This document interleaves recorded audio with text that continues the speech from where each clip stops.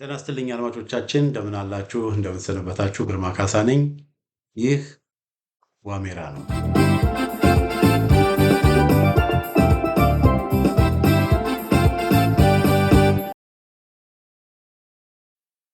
በዛሬው የዋሜራ መርሃ ግብራችን ትኩረታችን ሸዋ ላይ ይሆናል። ያው ለተከታታይ በብዙ ፕሮግራሞች ወሎ የተደረገውን የሳጅን አደማሊ ዘመቻ ወይም አባነደው ዘመቻ ዙሪያ ላይ ከመስከረም 14 እስከ መስከረም 30 የተደረገውን ኦፕሬሽን በተመለከተ በስፋት ስናይና በስፋት ስንተነትን ነበረ።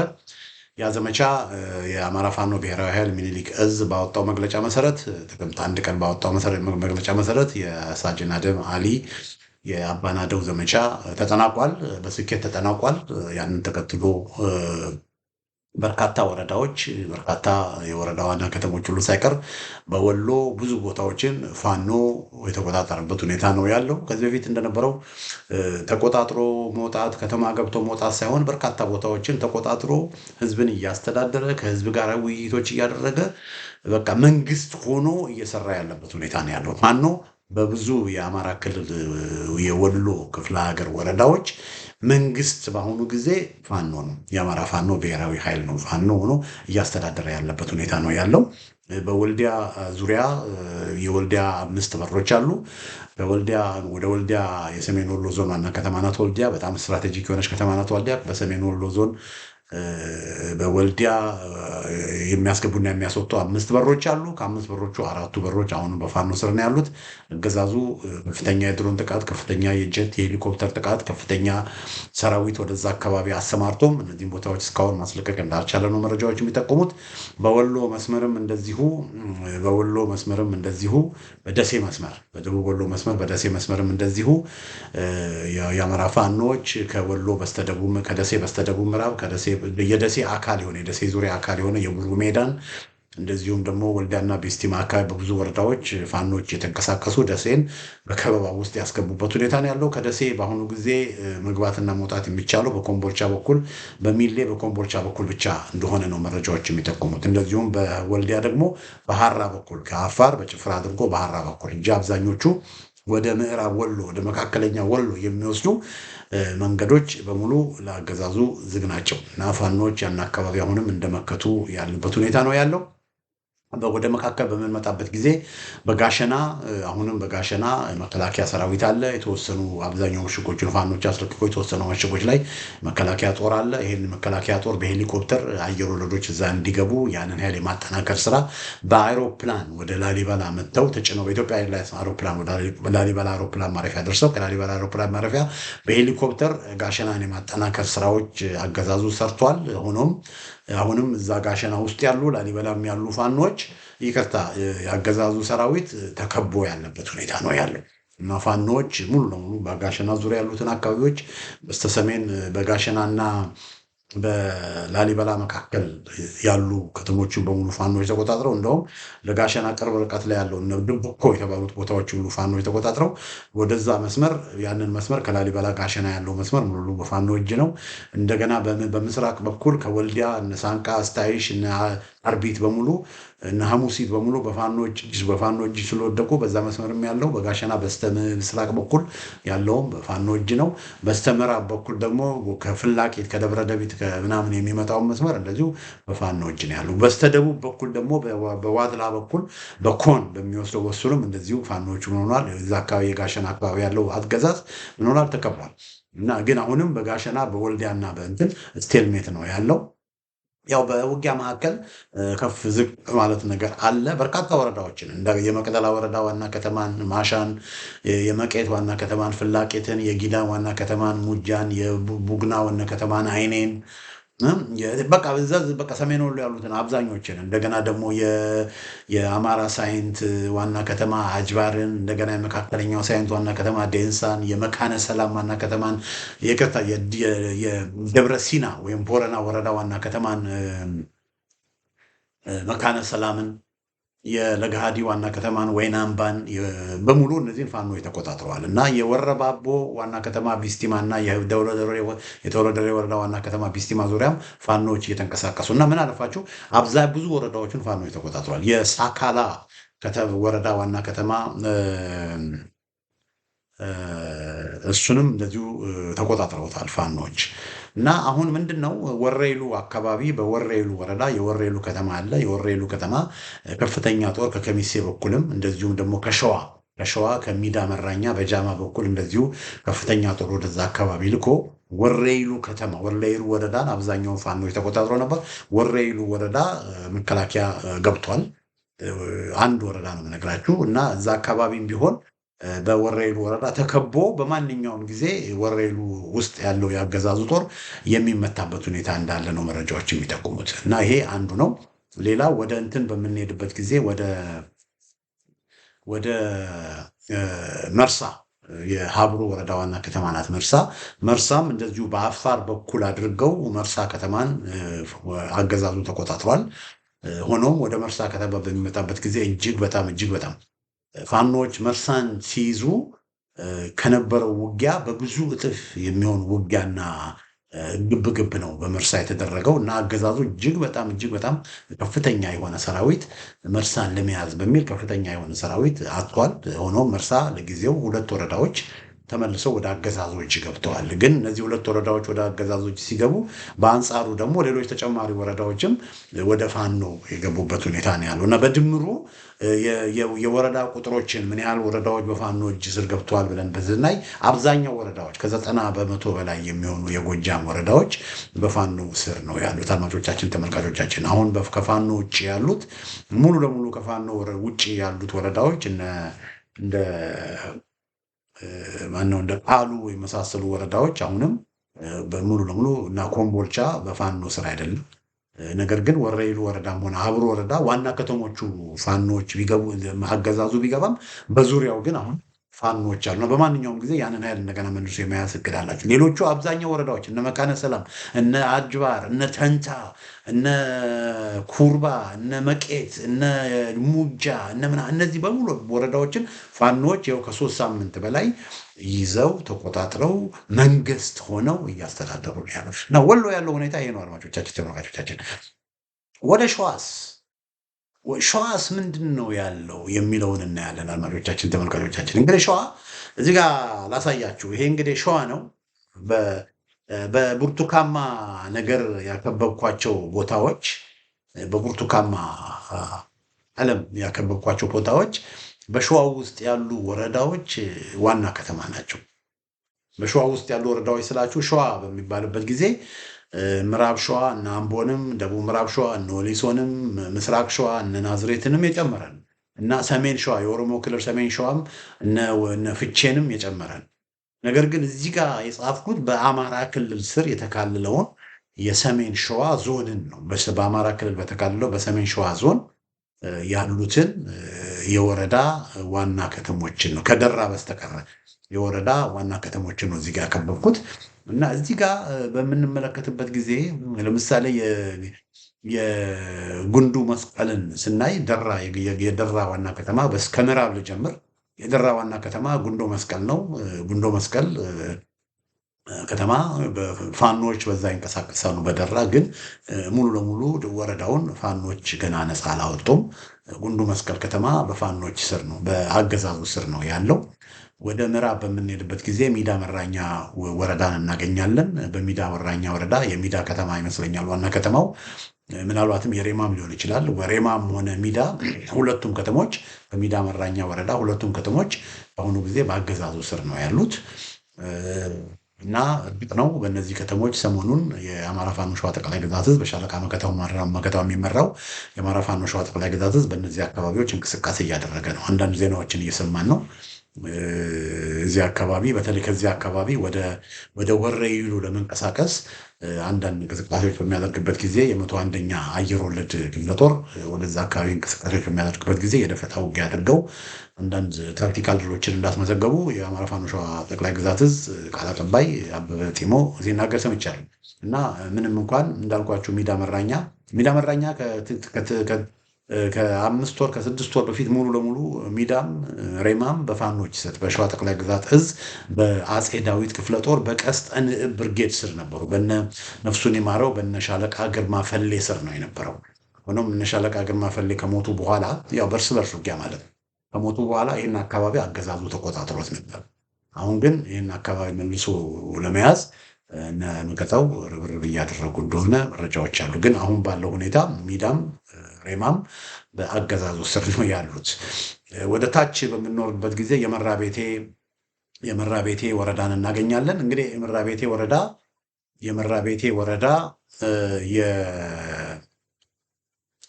የመራቤቴ ወረዳ ዋና ከተማ አለም ከተማ ትባላለች። አለም ከተማ ብዙ ጊዜ በፋኖች የነበረች ናት። አሁን ግን አለም ከተማ በአገዛዙ ስር ነው ያለችው። ከመራቤቴ ወደ ታች በምንወርድበት ጊዜ የእንሳሮ ወረዳ አለ። የእንሳሮ ወረዳ ዋና ከተማ ለሚ ነው። የለሚ የሲሚንቶ ፋብሪካ ያለበት ማለት ነው። ለሚም አሁንም በአገዛዙ ስር ነው ያላቸው። ሆኖም እዚህ አካባቢ በሻለቃ ባየቀናው በሻለቃ ባዩ የሚመራው የአማራ ፋኖ ብሔራዊ ኃይል ፋኖች ሰምነውዝ ፋኖች በመራቤቴ በእንሳሮና በሞረትና ጅሩ ወረዳ አካባቢ እነሱን በሚያዋስኑ አካባቢዎች ስትራቴጂክ የሆኑ አካባቢዎች ስራ ኦፕሬሽኖችን አድርገው ስትራቴጂክ የሆኑ ቦታዎችን እንደተቆጣጠሩ እዛ አካባቢ ትልቅ የሆነ የአፋብኃ ስራ እየተሰራ እንደሆነ መረጃዎች ይጠቁማሉ። እና እንቅስቃሴዎች አሉ። ግን እስካሁን ባለው ሁኔታ በመራቤቴ ወረዳ፣ በሚዳ መራኛ ወረዳ፣ በደራ ወረዳ፣ በእንሳሮ ወረዳ እነዚህ አራቱ የቀድሞ የሸዋ ክፍለ ሀገር የመራቤቴ አውራጃ ውስጥ የነበሩ አካባቢዎች ያሉ አራቱ ወረዳዎች ዋና ከተሞቻቸውን አሁንም በአገዛዙ ስር ናቸው። ወደ መንዝና ግሽ በምንመጣበት ጊዜ በመንዝና ግሽ አውራጃ 5 ወረዳዎች አሉ። እነሱም ጊሼ ራቤል የሚባል አውራጃ ዋና ከተማው ራቤል ወደ ሰማይ ወደ በአረንጓዴ ያከበኩት ቦታ ነው ራቤል። ከዛ መንዝ ጌራ አለ። መንዝ ጌራ ዋና ከተማው መሃል ሜዳ። ከዛ ከመንዝ ጌራ በስተ ምዕራብ በምንሄድበት ጊዜ መንዝ በስተ ደቡብ ምዕራብ መንዝ ላሎ አለ። መንዝ ላሎ ዋና ከተማ ወገሬ። ከመንዝ ላሎ በስተ ምዕራብ ስንሄድ ደግሞ መንዝ ቀያ የሚባል አለ። የዋና ከተማው ዘመሮ መሰለኝ። እና እንደዚሁ ደግሞ ከመሃል ሜዳ አካባቢ ከመንዝ ላሎ ከመንዝ ጌራ ወደ ታች ስንወርድ ወደ ይፋት አቅራቢያ ወደ ጣርማ በር ወረዳ አቅራቢያ መንዝ ማም አለ። የመንዝ ማም ዋና ከተማ ደግሞ ሞላሌ ናቸው። እና እነዚህ ሞላሌ የመንዝ ማም ዋና ከተማ፣ ወገሬ የመንዝ ላሎ ዋና ከተማ፣ መሃል ሜዳ የመንዝ ጌራ ዋና ከተማ፣ ራቤል የመንዝ ግሽ ዋና ከተማ፣ እንደዚሁም ደግሞ ዘመሮ ወይም ዘመሮ አባባሉን ከተሳሳትኩ በጣም ይቅርታ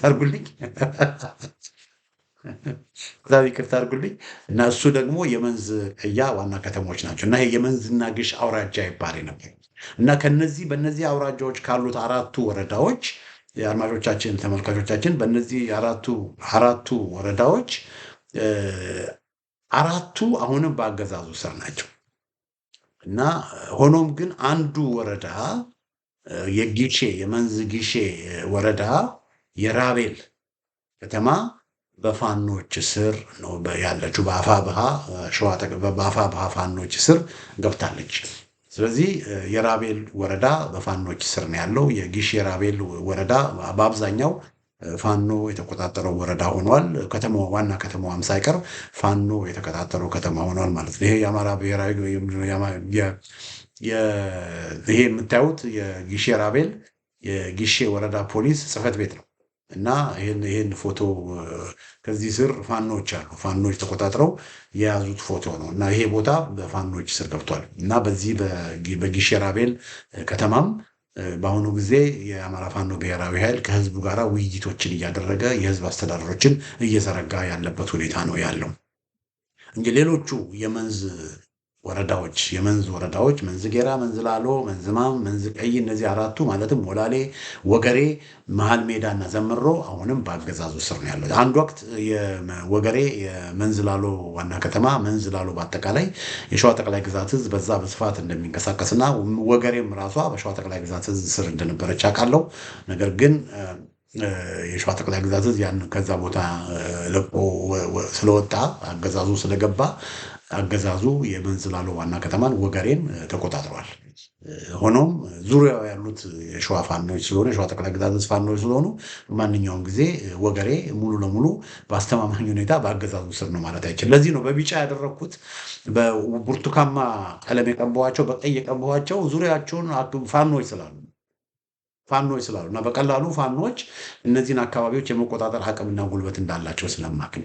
ይሄ እንግዲህ ከመንዝና ግሽ ነው ማወራላችሁ። ወደ ይፋት በሚመጣበት ጊዜ ላይ ወደ በከሚሴና በጊሼ ራቤል መካከል የእስቴጎማ ክፍለ ጦር የሚንቀሳቀስበት የሸዋ ጠቅላይ ግዛት ዕዝ የእስቴጎማ ክፍለ ጦር የሚንቀሳቀስበት አካባቢ ነው። የአንጾቂያ ገምዛ ወረዳ አለ፣ በሰሜን ያለው ማለት ነው። የአንጾቂያ ገምዛ ወረዳ መኮይ ከተማ ትባላለች። በመኮይ ከፍተኛ የወታደራዊ ካምፕ አለ እና አሁንም እዛ ካምፑንም መኮይ ከተማንም ተቆጣጥሮ ያለው አገዛዙ ነው። ከዛ ወደ ታች በምንወርድበት ጊዜ የኤፍራታና ግድም ወረዳ አለ። በኤፍራታና ግድም ፋኖች በስፋት ይንቀሳቀሳሉ።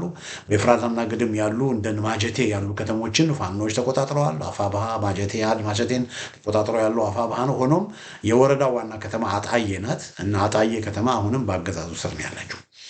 ወደ ታች ወደ ቀውት ወረዳ ስንሄድ የቀውት ወረዳ ዋና ከተማ ሸዋሮቢት ነው እና ሸዋሮቢት ከተማ አሁንም በአገዛዙ ስር ነው ያላችሁ። ሆኖም በሸዋሮቢት ከተማ አካባቢ እንደነ አርማንያ እንደነ ማፉድን በመሳሰሉት ቦታዎች የሸዋ ጠቅላይ ግዛት ዕዝ ፋኖች ብዙ ጊዜ ጥቃትና ኦፕሬሽን ያደርጋሉ። እንደዚሁም ደግሞ በቀውት ወረዳ በብዙ ቦታዎች አገዛዙ የማይቆጣጠራቸው በርካታ ንዑስ ከተሞች አሉ፣ የወረዳ ንዑስ ከተሞች አሉ፣ እንደነ ራሳ ያሉ ማለት ነው። እና በቀውት ወረዳ ብዙ አካባቢዎች ብዙ ቀበሌዎች ፋኖች ነፃ ቀጠና አላቸው። የሸዋ ጠቅላይ ግዛት ዕዝ ነፃ ቀጠና አላቸው። ሆኖም ግን የከተማዋ ዋና ከተማ ግን ሸዋሮቢት ግን አሁንም በአገዛዙ ስር ነው ያለችው። ከዛ ወደ ታች በምንወርድበት ጊዜ የጣርማበር ወረዳ አለ። የጣርማበር ወረዳ ዋና ከተማ ደብረሲና ነው። ደብረሲና ከተማ አሁንም በአገዛዙ ስር ነው ያለችው። ሆኖም ሌሎች እንደ መዘዞ የምትባል ከተማ አለች።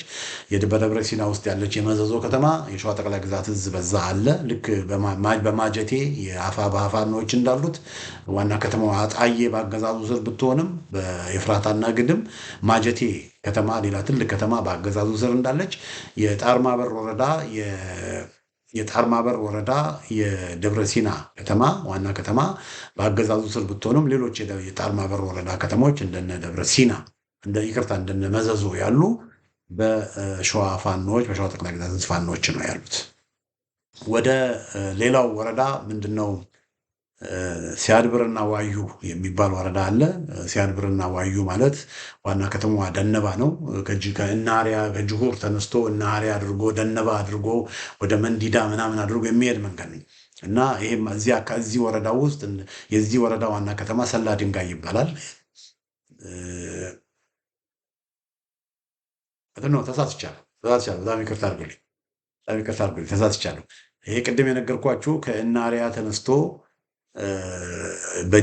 ከጅሁር ተነስቶ እናሪያ አድርጎ በደነባ አድርጎ በምናምን ያለው መንገድ ሞረትና ጅሩ ወረዳ ነው እና የሞረትና ጅሩ ወረዳ ዋና ከተማ ደነባ ይባላል እና የሞረትና ጅሩ ዋና ከተማ ደነባ ነው እና ይሄ አካባቢ ፋኖች በፊት በስፋት ይንቀሳቀሱበት ነበር። ሆኖም ግን ይህን አካባቢ አገዛዙ ነው በስፋት የሚንቀሳቀሰው እና የሞረትና ጅሩ ዋና ከተማ ደነባንም ሳይቀር አገዛዙ ነው የሚቆጣጠረው። ከዚህ ወደ ታች ወደ ተጉለት ወደ ደብረ ብርሃን አካባቢ በምንመጣበት ጊዜ ነው ሲያድብርና ዋዩ የሚባል ወረዳ ያለው። ሲያድብርና ዋዩ እንደ ሳሲት እንደ ሰላ ድንጋይ የመሳሰሉ ከተሞች ያሉበት ነው። ሰላ ድንጋይ ነው ዋና ከተማው። ሰላ ድንጋይ በአሁኑ ጊዜ በአገዛዙ ስር ነው ያለው።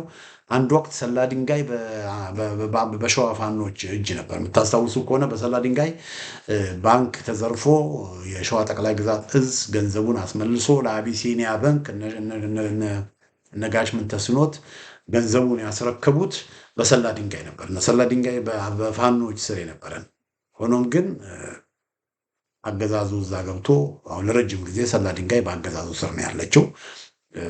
ከሰላ ድንጋይ አልፎም ደግሞ ከፍተኛ የድሮን ጥቃት በመፈጸም ንጹሐን ዜጎችን በመጨፍጨፍ የጦር ወንጀል የተፈጸመባት የሳሲት ከተማም ለረጅም ጊዜ በሸዋ ጠቅላይ ግዛት ስር የነበረች የሳሲት ከተማም ያችን ፋኖች ሉዝ አድርገው አጥተው አገዛዙ ተቆጣጥሯት ነበረ። ግን በቅርብ ሳሲት ከተማ ተመልሳ በፋኖች እጅ እንደገባች መረጃዎች ይጠቁማሉ። ሆኖም ግን ዋና ከተማው ሰላ ድንጋይ አሁንም በፋኖች ይቅርታ በአገዛዙ እጅ ነው ያለው።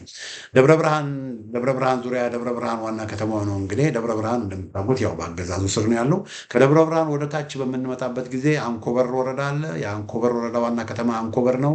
እንደዚሁም ደግሞ ወደ ታች ወደ አዲስ አበባ መስመር አንጎለላ ወረዳ አለ። የአንጎለላ ወረዳ ከተማ ጫጫ ነው። ጫጫም አንኮበርም እዛ አካባቢ ፋኖች ቢንቀሳቀሱም እነዚህ ከተሞች እነዚህ ወረዳ ከተሞች በአገዛዙ ስር ነው ያሉት። ወደ ታች ወደ ቡልጋ ስንመጣ የሀገረ ማርያም ወረዳ ዋና ከተማ ሾላ ገበያ ይባላል። የአሳግርት ዋና ከተማ ስሙ ጠፋኝ። የአሳግርት ዋና ከተማ ጊናገር ይባላል። የበረሀት ዋና ከተማ መተገላ ይባላል። እንደዚሁም ደግሞ የምንጃር ሸንኮራ ዋና ከተማ አረርቲ ይባላል። እና እነዚህ አራት ከተሞች የከሰም ክፍለ ጦሮች እንደነ የነበልባል ምናምን የከሰም ክፍለ ጦር ይባል የነበረው አሁን ወደ ኮር እየተደራጀ ነው መሰለኝ።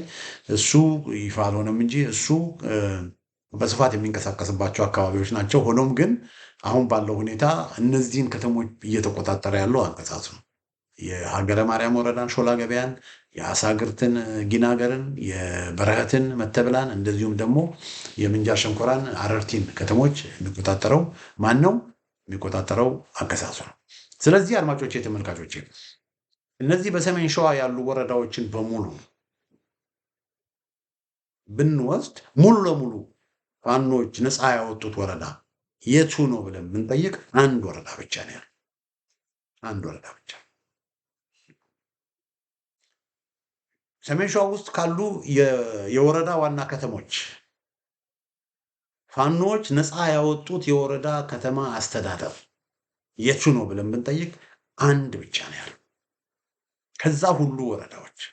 እሱ ምንድነው? የጊሼ ራቤል ወረዳ እና የጊሼ ራቤል ወረዳ ዋና ከተማ ራቤልን ነው። እንግዲህ ሸዋ ያለው ሁኔታ ይሄ ነው ወገኖች። ወደ ወሎ ስንመጣ ተመልከቱ። ወሎ ብዙ ወረዳዎች የመቅደላ ወረዳ ዋና ከተማ ማሻን ጨምሮ የአማራ ሳይንት ዋና ከተማ አጅባርን ጨምሮ የታች ሳይንት ዋና ከተማ ዴንሳን ጨምሮ የቦረና ደብረ ሲና ወረዳ ዋና ከተማ መካነ ሰላምን ጨምሮ የተንታ ወረዳ ዋና ከተማን አጅባርን ጨምሮ የመቄት ወረዳ ዋና ከተማን ፈላቂትን ጨምሮ የጊዳን ወረዳ ዋና ከተማን አይኔን ጨምሮ የቡግና ወረዳ ዋና ከተማን አይኔን ጨምሮ የጊዳን ወረዳ ዋና ከተማ ምንድነው ሙጃን ጨምሮ በቃ ዘርዝሯቸው። እነዚህ የጃማ ደጎሎ ዋና ከተማ ጃማን ጨምሮ እነዚህ ሁሉ ወረዳዎች በፋኖ እጅ ስር ወድቀዋል እስከነ ዋና ከተሞቻቸው። ሸዋ ግን ከአንድ ወረዳ በስተቀረ በፋኖ እጅ ወደቀ የለም። ለምንድን ነው ብሎ መጠየቅ አስፈላጊ ይመስለኛል። ለምንድን ነው ይሄ የሆነው? ምንድን ነው ምክንያቱ ብሎ መጠየቅ ተገቢ ይመስለኛል። የሸዋ ፋኖች አቅምና ጥንካሬ ሳይኖራቸው ቀርቶ ነው? የሸዋ ፋኖች ሳይችሉ ቀርቶ ነው? የመዋጋት ብቃታቸው ያነሰ ሆኖ ነው? ወይስ ቁርጠኝነቱ ስለሌላቸው ነው? ወይ ሸዋ ያለው ኃይል ወሎ ካለው ኃይል አገዛዙ ኃይል የተለየ ስለሆነ ነው? አይደለም። በእርግጠኝነት የምነግራችሁ ሸዋ ያለው ኃይል ከሁለቱም አደረጃጀቶች የአፋብሃ ሸዋ አሳምነው እዝ ውስጥ ያሉ ፋኖች፣ በኢንጂነር ደሳለኝ የሚመሩት ፋኖች፣ የሸዋ ጠቅላይ ግዛት እዝ ውስጥ ያሉ ፋኖች በወታደራዊ ብቃት፣ በውጊያ፣ በስነ ምግባር፣ በኮሚትመንት፣ በወኔ ወደር የማይገኝላቸው ናቸው። ታዲያ ምንድነው ችግሩ? ችግሩ ምንድነው ወገኖች? አንድነት የላቸውም። ተቀናጅቶ አይደለም የሚሰሩት። እንደውም አሁን ነገሩ ተረጋጋ እንጂ እርስ በርስ ሁሉ ሲገዳደሉ ነበር፣ እርስ በርስ ሁሉ ሲተኮሱ ነበር። መራቤቴ በብዙ ቦታ እነሱ ነበር የሚቆጣጠሩት። ነገር ግን መራቤቴን አገዛዙ እነ ሚዳን እነ ሬማን እነ ዓለም ከተማን እነ ለሚን የመሳሰሉት እነ ሞረት እነ ደነባን እነ ሳሲትን እነ ሰላ ድንጋይን የመሳሰሉት እነ ወገሬን የመሳሰሉትን ቦታዎች አገዛዙ የያዘው ፋኖች ጉልበትና ጊዜያቸውን እርስ በርስ በመዋጋት እርስ በርስ በመናቆር ላይ ስላጠፉ ነው። በሸዋ ፋኖች መካከል ሰይጣን ስለገባ አለመተማመን እንዲፈጠር ስለተደረገ ነው። በዚህ በዋሜራ እንትን መሪዎችን ቻሌንጅ ስናደርግ መሪዎችን ስንወቅስ ታስታውሳላችሁ። መገዳደል ይቆም፣ ወንድሞቻችሁ ላይ አትተኩሱ ብለን እነ ሻለቃ መከታው ላይ ጠንከር ያለ ትችት ስንተች እንደነበረ ሁላችሁ የምታስታውሱት ነው። በዛ ምክንያት አንድ መሆን አልቻሉም። ለምን? በመካከላቸው በአፋህድ ምክንያት አፋህድ ድርጅታችን አፋባ ድርጅታችን በሚል ድርጅትን ከህዝብ ትግል የበለጠ አድርገው በቃ ምን አለፋችሁ የመሪዎቹ ዓላማቸውን ስለሳቱ ነው። ሰራዊቱ እንዲከፋፈል አድርገው ሰራዊቱ እርስ በርስ እንዲገዳደል አድርገው ይኸውላችሁ ተመልከቱት። ጥንካሬ ያለው ትልቅ ኃይል ያለው ጦር የአንድ ከስንትና ስንት ከ20 ከምናምን ወረዳዎች የአንድ ወረዳን ዋና ከተማ ብቻ ነው በአሁኑ ጊዜ ነፃ ያወጣ እና አገዛዙ እሺ ሸዋሮቢትን ነፃ ማውጣት አልቻሉም እንበል። አጣዬን ነፃ ማውጣት አልቻሉም። መኮይን ነፃ ማውጣት አልቻሉም እንበል። ለነዚህ ቦታዎች እና ለሚን ነፃ ማውጣት አልቻሉም እንበል። ለነዚህ ቦታዎች ኤክስኪውዝ እሰጣለሁ። ለምን? አጣዬ ከሚሴ ላይ ትልቅ ኃይል አለው መከላከያ። ስለዚህ ከከሚሴ የተነሳ በቀላሉ አጣዬን መልሶ መያዝ ይችላል። አጣዬ ላይ ዘመቻዎችንና ኦፕሬሽኖችን ማድረግ በቀላሉ ይችላል። ከከሚሴ የተነሳ የኦሮሞ ብሔረሰብ ዞን የሚባል አለ። ከሚሴ ላይ ትልቅ ኃይል አለው አገዛዙ። ከሚሴ ላይ በጣም ትልቅ ኃይል ስላለው ከሚሴ ደግሞ ከኮምቦልቻ ጋር ስለተገናኘ ሎጂስቲክ የማቅረብ አቅሙ በጣም ሰፊ ነው። አጣዬ ላለው ኃይል ድጋፍ፣ ተጨማሪ ኃይል፣ ስንቅና ትጥቅ የማቅረብ አቅሙ አገዛዙ በጣም ሰፊ ነው።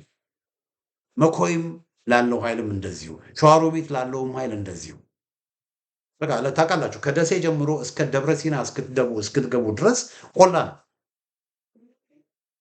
እና መንገድ ተከትሎ አገዛዙ በቀላሉ እነዛን አካባቢዎች ሪሰፕላይ ማድረግ ይችላል ከከሚሴ የተነሳ ከኮምቦልቻ የተነሳ። ስለዚህ እሺ እነዚህ አካባቢዎች በሎጂስቲክ አንጻር አገዛዙን መስበር ስላልተቻለ እነዚህ አካባቢዎች አገዛዙ ቢቆጣጠራቸው ከተሞቹን ቢቆጣጠራቸው አንደርስታንድ አድርግ። ልክ አሁን ወልዲያ ላይ ሎጂስቲክ ማቅረብ ባህራ በኩል በጭፍራ አድርጎ ባህራ በኩል ሎጂስቲክ ማቅረብ እንደቻለው ደሴ ላይ በሚሌ አድርጎ በባቲ በኩል በኮምቦልቻ አድርጎ ሎጂስቲክ ማቅረብ እንደቻለው ከሌሎቹ አካባቢዎች ይልቅ በተቻለ መጠን ወልዲያና ደሴ ላይ ሎጂስቲክ ስንቅና ትጥቅ ማቅረብ ስለቻለ ትንሽ ጠንከር እንዳለው እዚህም አካባቢ መኮይ፣ አጣዬ፣ ሸዋሮቢት፣ ደብረሲና አካባቢ አገዛዙ ትንሽ ጥንካሬ ቢኖረው እሺ። ግን ሌሎቹስ ከዋና መስፈልት በጣም የራቁ የመንዝ ከተሞች እነ ወገሬ፣ እነ መዘዞ፣ እነ ዘመሮ፣ እነ ሞላሌ፣ እነ ሰላ ድንጋይ፣ እነ ደነባ፣ እነ ዓለም ከተማ፣ እነ ሜዳ፣ እነ መራኛ፣ እነ ጉንዶ መስቀል ከአስፋልት ከዋና ዋና ትላልቅ አስፋልቶች በጣም የራቁ ቦታዎችን ፋኖቹ አንድነት ቢኖራቸው እመኑኝ በሁለት ቀን ውስጥ ነፃ ያወጧቸው ሙሉ ለሙሉ ነፃ ያወጧቸው ነበር። ግን ያ ሊሆን አልቻለም። ያ ሊሆን ያልቻለው ለምንድን ነው? ፋኖቹ አንድነት ስለሌላቸው ነው። የሸዋ ጠቅላይ ግዛት እዝ እና የአማራ ፋኖ ብሔራዊ ኃይል ሸዋ ቀጠና ፋኖች አንድ መሆን ስላልቻሉ፣ መሪዎቹ አንድ መሆን ስላልቻሉ፣ ስለዚህ አሁንም የምጠይቀው በሚዲያ የምጠይቀው ለሸዋ ጠቅላይ ግዛት እዝ ፋኖ መሪዎች ለሸዋ ጠቅላይ ግዛት እዝ ፋኖ መሪዎች የምጠይቀው ጥያቄ አለ።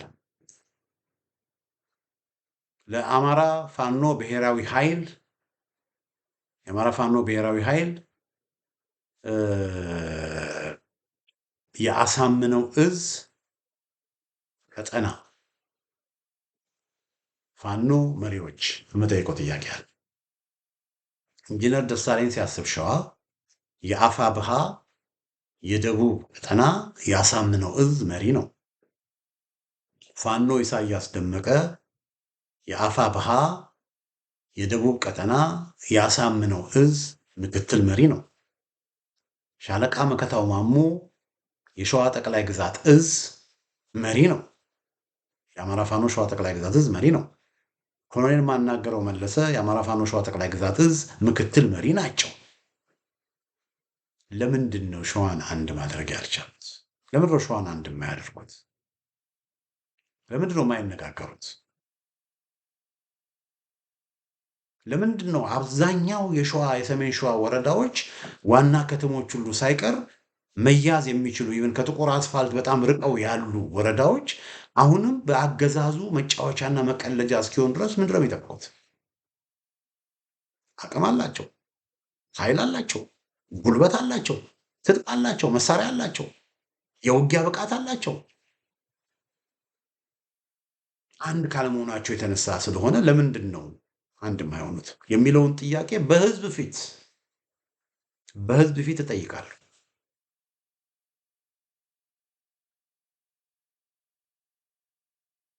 በፊት አይ ቲንክ ጥር ላይ አካባቢ መሰለኝ ጥር 2017 ዓ.ም 5 ሰው ከሸዋ ጠቅላይ ግዛት ያኔ አፋብኃ አልተመሰረተም ነበረ። 5 ሰው ከሸዋ ጠቅላይ ግዛት እዝ 5 ሰው ከአማራ ፋኖ በሸዋ ነበር የሚባለው እነ ደሳለኝ ከሚመሩት ተደርገው ሌሎች የክፍለ ጦር አዛዦችም ተካተው ለ10 ምናምን ቀን የሚሆን ውይይት ተደርጎ ነበረ እና ይሄ ውይይት ጫፍ ደርሶ ነበረ። ይሄ ውይይት ለምንድን ነው የከሸፈው? መሪ እንሁን በሚል አይደለም ወይ? መሪ እኔ ልሁን በሚል አይደለም ወይ የከሸፈው? ስለዚህ አንድን ግለሰብ መሪ ለማድረግ በሚል የሸዋ አንድነት እንዲከሽፍ ለምን ተደረገ? ከግለሰቦች በላይ የህዝብ አንድነት አይበልጥም ወይ? ዓላማ አይበልጥም ወይ? ይህን መጠየቅ ፈልጋለሁ። እሺ ያለፈው ጊዜ ፌል ተደረገ። ያለፈውን ስህተት እሺ ለምን አሁን ከወሎዎች በመማር ለምን ያለፈውን ስህተት አሁን እንደገና ማስተካከል ለምን አልተቻለም? እና ይህንን ቻሌንጅ ማድረግ እፈልጋለሁ። ይህንን ቻሌንጅ የማደርገው በዋናነት ጊዜው ስላረፈደ ነው። የአማራ ፋኖ የሸዋ ፋኖች ሁሉም ማለት ይቻላል በሸዋ ጠቅላይ ግዛት እዝ ውስጥ ያሉ በአፋብኃ ውስጥ ያሉ የሸዋ ፋኖች ሁሉም ማለት ይቻላል ወገኖች በቢዳ መራኛ እየተዋጉ ያሉት በደራ በመራቤቴ በእንሳሮ በመንዝ አውራ በመንዝ 5ቱም ወረዳዎች በኤፍራታና ግድም 4 ወረዳዎች በተጉለትና ቡልጋ በምንጃር እየተዋጉ ያሉ ፋኖች በሙሉ አንድነትን ይፈልጋሉ። ወንድማማቾች ባይገርማችሁ እኔ አውቃለሁ የሁለት እህትማማቾች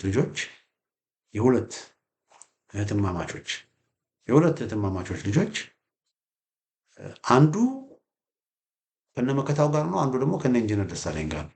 ባይገርማችሁ የሁለት እህትማማቾች ልጆች ያን ያህል ቀረቤታ ያላቸው ሰዎች ናቸው፣ ግን አንድ መሆን አልቻሉም እና አንድ መሆን አለባቸው የሚል እምነት ነው ያለኝ። እና እነዚህ ሰዎች አንድ እንዳይሆኑ አሁን እንቅፋት የሆነው ምንድን ነው? አንዳንድ ወገኖች አፋብኃ ድርጅት ተቋቁመዋል። የሸዋ ፋኖች እነ ኢንጂነር ደሳለኝ ከነምሬ ጋራ ከነዘመነ ጋራ ከሌሎች ፋኖች ጋራ ትልቅ ቁርኝት ፈጥረው የጋራ ኦፕሬሽኖችን እያደረጉ ነው።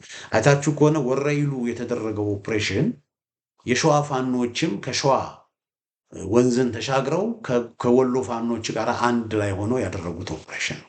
ሌላ ደግሞ ወግዲ አካባቢ በወግዲ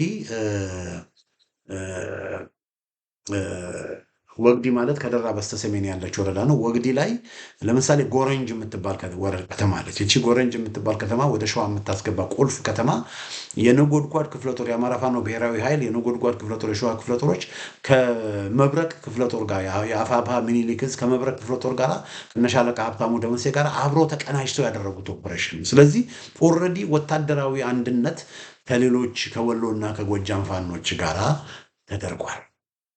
ኦልሬዲ የነ ኢንጂነር ደሳለኝ ከወሎ ፋኖች እና ከጎጃም ከሌሎች ጋር አንድነትን መስርተዋል። ስለዚህ አሁን የነ ኢንጂነር ደሳለኝ ከአፋብሃ ወጥተው እነ ደሳለኝም ከአፋሕድ ወጥተው እንደገና ሸዋን አንድ እናድርግ ብሎ ማለት ኦልሬዲ የተሰራን ነገር ማፍረስ ማለት ነው። ስለዚህ መሆን የሚችለው ምንድን ነው? እሺ የአፋብሃ እና አፋሕድ ነው አለ ከተባለ አንደኛ አፋሕድ እና አፋብሃ ሁለቱ ተነጋግረው አንድ ቢሆኑ አንድ ነገር ነው፣ ጥሩ ነገር ነበር። ግን ያ ሊሆን አልቻለም። ለምንድን ነው ያ ሊሆን ያልቻለው? አፋሕድ ውስጥ ያሉ አመራሮች የተወሰኑቱ ቁልፍ የሆኑቱ እንደነ ማስረሻ ሰጤ፣ እንደነ ኢያሱ አባተ፣ እንደነ ተስፉ እንደነ ማነው መስፍን ከፍ ያለው የመሳሰሉት በቀጥታ ከአገዛዙ ጋር ከብአዴን ጋር የሚሰሩ ሰዎች እዛ ውስጥ ስላሉ አፋሕድ በብአዴን ተጠልፈዋል የሚል እምነት ያላቸው ሰዎች ስላሉ መተማመን በሌለበት አንድነትን መመስረት ስለማይቻል አይሆንም ተብሎ በአፋሕድና በአፋብሃ በኩል እንደ ድርጅት የሚደረግ ምንም አይነት ውይይት አሁን የለም። የነበረውም ምንም ብዙም ሳይሄድ ከሽፏል። ስለዚህ አሁን የሸዋ ፋኖች አንድ እንዲሆኑ ከተፈለገ ምንድን ነው መደረግ ያለበት? የሸዋ ፋኖች እነዚህ አመራሮች ሸዋን አንድ ማድረግ የሚቻለው አፋሕድ ውስጥ ብንገባ ነው ወይ ከአፋሕድ ጋር ብንሆን ነው ወይ የሚሻለው ወይስ ከአፋብሃ ውስጥ ብንቀጥል ነው የሚሻለው የሚለውን ቁጭ ብሎ በስሜት ሳይሆን ይሄ ድርጅት ያ ድርጅት በሚል ሳይሆን በስሜት ሳይሆን በደንብ ሁሉንም ነገር ባመዛዘነ መልኩ መወሰን ያስፈልጋል። እና ብዙ ጊዜ እኔ ሞግቻለሁ ወይ ሜዳ ላይ ያለውን ተጨባጭ ሁኔታ ከግምት በማስገባት ሜዳ ላይ ያለውን አፋሕድ ሰኔ 2016 ቀን ሲመሰረት የተወሰኑ አፋሕድ ውስጥ ያልገቡ ፋኖች አፋሕድን የመሰረቱት በነገራችን ላይ ሁሉም ነው እና የተወሰኑት አፋሕድ ውስጥ የነበሩ ፋኖች ወደ አፋሕድ እንዲገቡ አፋሕድ ራሱን ሪፎርም አድርጎ አፋሕድ እንዲቀጥል ብዙ ሙከራ ያደረጉ ሰው ነኝ። ነገር ግን አፋሕድ ከተመሰረተ 1 ዓመት ከ6 ወር 1 ዓመት ከ5 ወር ሆነው ፋኖችን ማሰባሰብ አልቻለም። ስለዚህ ውጤት ሊያመጣ አልቻለም አፋሕድ። አፋብሃ ግን ከተመሰረተ 4 ወሩ ነው 5 ወሩ ነው። ቢያንስ ገና ለመመስረት ዝግጅት ላይ ያለ ራሱ የአንድነት ዘመቻ በሚል 4ቱን ፋኖች አንድ ላይ ብዙ ኦፕሬሽን አድርገዋል። አሁን ደግሞ እንደምናየው ይኸውላችሁ መካነ ሰላም ላይ የጎጃም ፋኖች ከወሎ ፋኖች ጋር፣ ወግዲ ጎንጅ ላይ የሸዋ ፋኖች ከወሎ ፋኖች ጋር፣ ወረኢሉ ላይ የሸዋ ፋኖች ከወሎ ፋኖች ጋር አብረው መዋጋት አብረው ወታደራዊ ቅንብሮች መስራት የጀመሩበት ሁኔታ ነው ያለው። ስለዚህ እነ መከታው ማሞ እዚህ ጋር አለ ሸዋ ውስጥ ነው ያሉት። ሸዋ ውስጥ አካባቢያቸው ያሉት በየቦታው ጎናቸው ያሉት የአፋብሃ ፋኖች ናቸው። እነ መከታው ወደ ሰሜን ወደ ወሎ ቢሄዱት ማንን ነው የሚያገኙት? የወሎ 100% በአፋብሃ ስር ነው ያለው የአፋብሃ ፋኖችን። ወደ ምዕራብ ቢሄዱ ወደ ጎጃም ቢሄዱ ማንን ነው የሚያገኙት? 100% የጎጃም ፋኖችን ነው የሚያገኙት። ስለዚህ ሴንስ የሚሰጠው ትርጉም የሚሰጠው እነ መከታው ማሞ እነ ኮሎኔል የማናገረው አፋብሃን ቢቀላቀሉ ስለዚህ አፋብሃን ቢቀላቀሉ በቀላሉ የሸዋ ፋኖችን አንድ ማድረግ ይቻላል። በዛ መንገድ ሸዋን አንድ ማድረግ በጣም በጣም በጣም ቀላል ነው የሚል እምነት ያለኝ። ለሸዋ ጠቅላይ ግዛት ዕዝ የሚበጀው በአፋሕድ ውስጥ መቀጠል ሳይሆን ለሸዋ ጠቅላይ ግዛት ዕዝ የሚበጀው አፋብሃን መቀላቀል ነው። አፋብሃን ከተቀላቀሉ በኋላ ከዛ ምንድን ነው የሚሆነው? እነዚህ አካባቢዎች አንድ ድርጅት ሆኑ ማለት ነው። እመኑኝ እነዚህ አካባቢዎች በሙሉ ይሄ በብርቱካን ያከበብኳቸው በሙሉ በአጭር ጊዜ ውስጥ ወደ አረንጓዴ ይቀየራል።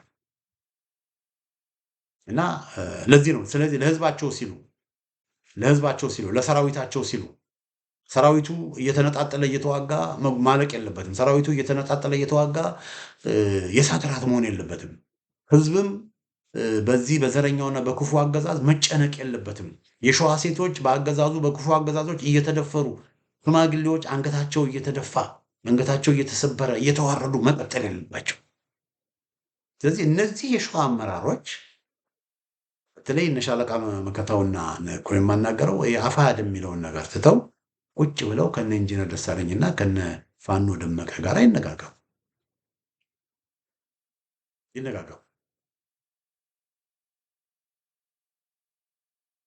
እና እገሌ መሪ መሆን የለበትም ምናምን የሚል ነገር መኖር የለበትም።